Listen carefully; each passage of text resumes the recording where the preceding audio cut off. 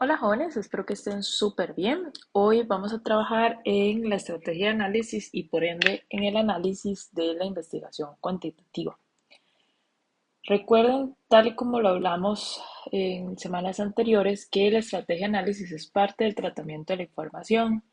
En el tratamiento de la información, nosotros debemos exponer, que es uno de los apartados de marco metodológico, cómo vamos a realizar el análisis de los datos cuantitativos, tanto en la estructura de los capítulos como el tipo de figuras que voy a usar para resumir la información y también los programas y la estrategia de análisis. ¿Qué es un dato cuantitativo? O sea, si vamos a hablar de análisis cuantitativo, ¿qué es un dato cuantitativo? Bueno, son la información que puede ser cuantificada y que se puede utilizar para realizar cálculos matemáticos y análisis estadístico. Cuando hablamos de su análisis, hablamos de un examen detallado de esa variable particular que estamos estudiando o variables para conocer sus características o cualidades, es decir, sus indicadores, y lo vamos a realizar separando primero por indicadores, ¿verdad? O separando por partes, y luego hacemos un análisis como tal. El análisis se realiza obviamente tomando en cuenta los niveles de medición que hemos establecido desde el principio en nuestras definiciones de operacionales de variables y también mediante estadística, la cual puede ser descriptiva o inferencial, ¿verdad? Para las investigaciones tanto descriptivas como correlacionales. Básicamente, cuando hablamos de la estrategia de análisis en el tratamiento de datos cuantitativos, hablamos de que primero tenemos que codificar los resultados, que eso es lo que hablábamos semanas anteriores. Cuando hablábamos de la recolección de la información, tenemos que codificar los resultados, las respuestas y preparar los datos para el programa seleccionado. Por ejemplo, el SPSS, que es el que normalmente utilizamos, tenemos que pasar todos los datos a números. Entonces, no podemos decir, o sea, en los datos no puede venir hombre, mujer, dependiendo de los datos o de las personas de la muestra, sino que tiene que venir uno, dos, tiene que venir en una codificación numérica. Además, el análisis de datos cuantitativos normalmente siempre va a haber un análisis descriptivo, es decir, donde nosotros informamos de cuáles son esos cálculos de la escala, o en el caso del SPSS se habla del cálculo de la variable, donde decimos cuánto se sacó esa persona en puntaje en el inventario que realizó, por ejemplo, de escala de Likert. Y mencionamos la distribución de frecuencias, es decir, el conjunto de puntuaciones de una variable ordenado en sus respectivas categorías, vea, alta, media, baja, dependiendo de cómo ustedes lo hayan nombrado. También sacamos medidas de tendencia central en las que podemos ver, por ejemplo, el promedio ¿verdad? Que saca la, la población, la muestra, también la moda, o sea, con qué frecuencia hay una alta puntuación en específico. También podemos ver medidas de variabilidad, o sea, el rango, por ejemplo, cuál es el mínimo y cuál es el máximo de puntaje. No sé, por ejemplo, si el puntaje va de 17,84 y el rango de nuestra muestra indica de 60 a 81, podríamos hablar que hay una tendencia hacia puntuaciones altas, por ejemplo, de acuerdo con el rango.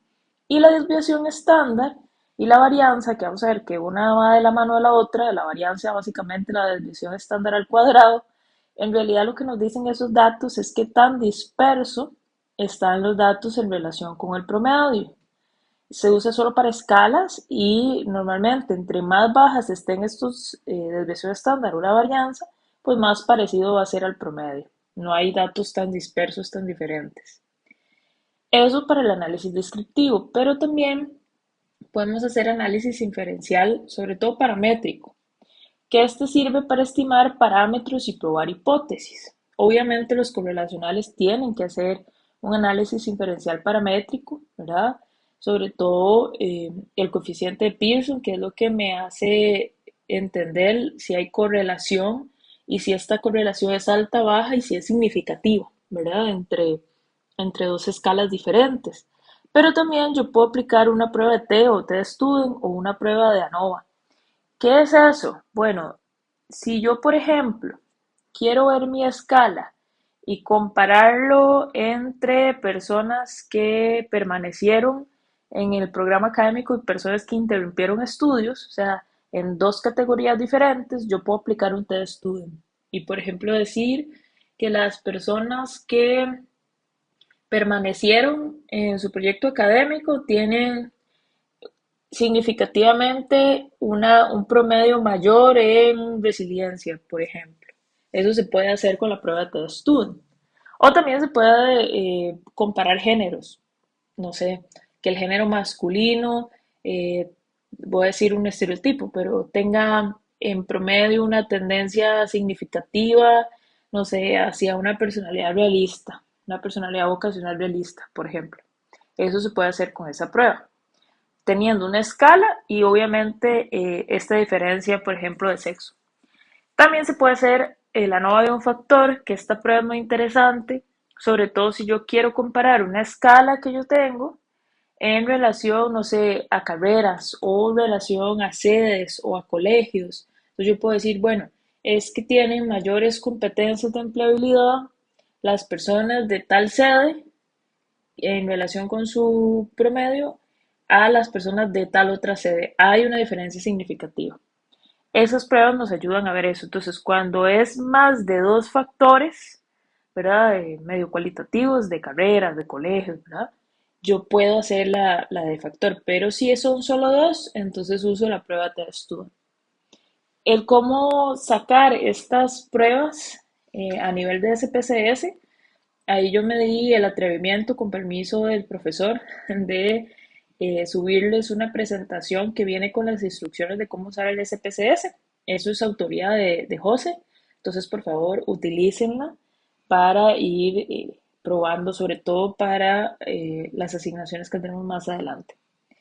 Luego de yo codificar, meterlo en el programa, sacar las estadísticas descriptivas e inferenciales, yo tengo que hacer un análisis profesional y teórico, no se puede quedar ahí. Yo no puedo solo decir que hay una baja comunicación, tengo que explicar desde mi posición como profesional en orientación qué significa eso y argumentarlo con teoría, ¿no? Ahora, compañeros y compañeras, esto es un ejemplo de cómo redactar el tratamiento de la información. Ve que yo menciono que voy a usar tablas y figuras, menciono las pruebas que estoy usando. eh, También debería de mencionar ahí la estructura de mi análisis, ¿verdad? Y cómo voy a tratar los datos. Hablando de análisis, como lo vieron ahorita, es obviamente al describir la estrategia de análisis, pues estamos hablando de cómo hacer el análisis. ¿Cuál es el proceso? Bueno, muy, muy básico. Yo tengo que hacer una descripción de datos y un análisis profesional argumentado con teoría. Entonces vean, por ejemplo, esta es una estructura básica. Se denota en la muestra, ¿verdad? No, aquí no hablamos de personas participantes, hablamos de muestras en referencia con tal variable que tanto porcentaje tiene un nivel alto, de acuerdo a cuáles indicadores, ¿verdad? Y podemos representar la información con figuras, o sea, gráficos, básicamente, pero en APA lo llamamos figuras, en contraposición de lo cualitativo, que las figuras son esquemas, por ejemplo, nosotros usamos gráficos en lo cuantitativo, pero también podríamos usar tablas. Entonces vean aquí un ejemplo real de una investigación real donde habla de porcentajes, incluso viene un gráfico, ¿no? Que me dice, bueno, en promedio la gestión administrativa, que esa es una de las variables, fue de tanto, el de desempeño de clase fue de tanto, y me dice la distribución de frecuencias, ven, por ejemplo, el 8% de los cursos alcanzan un desempeño bajo, el 14% un desempeño medio y el 79% un desempeño alto. Esa es la distribución de frecuencias, por ejemplo. Y ahí se puede mostrar por indicador en los gráficos. Eso es un ejemplo. Ahora, esto es la descripción de los datos, pero yo tengo que pensar en el análisis, ¿verdad? Entonces yo puedo hablar que en referencia a una variable, un indicador, se denota que la muestra y dar un análisis profesional desde la disciplina de orientación y poder argumentarse con un autor teórico.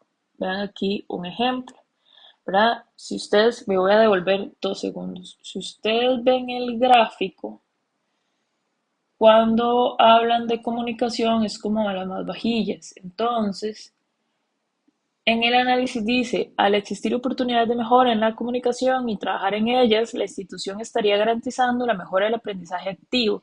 Ya, ok, eso es un análisis profesional, ¿verdad? De orientación. Y se argumenta con un teórico, ya que, según Hincapié, Ramos y Chirino, este enfoque se centra en que el aprendizaje solo se da en medio de la interacción social. Hay una cita parafraseada. Y después venimos a hablar otra vez de ese análisis profesional. Por tanto, si esta interacción tiene problemas o dificultad de comunicación, va a ser muy difícil que la persona estudiante pueda ser consciente de su avance y por tanto puede ser una construcción personal del aprendizaje. ¿Ven? Ahí ya vimos unos datos en la parte descriptiva y ahora tenemos que analizarlo. No se pueden quedar los datos ahí solitos. Tenemos que contextualizarlo a la población y a la teoría. Estos jóvenes son posibles estructuras.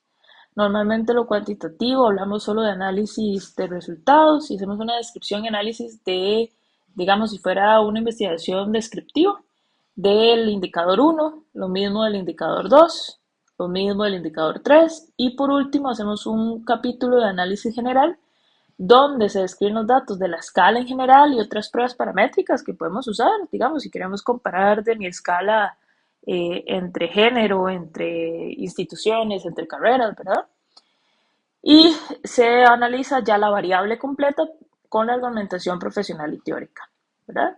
Normalmente hay gente que primero escribe todos los datos y después lo analiza, pero también ustedes podrían hacerlo combinado. Describen unos datos y lo van analizando, describen otros datos y lo van analizando.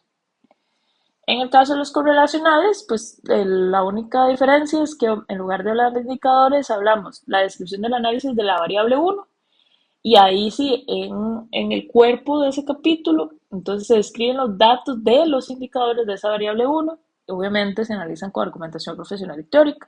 Lo mismo hacemos con la variable 2 y en el análisis general se describen los datos de Pearson, súper importante, aquí describimos si hay correlación o no, perdón, y otras pruebas paramétricas si se quieren hacer para poder analizar con su argumentación profesional y teórica las posibles relaciones entre las variables.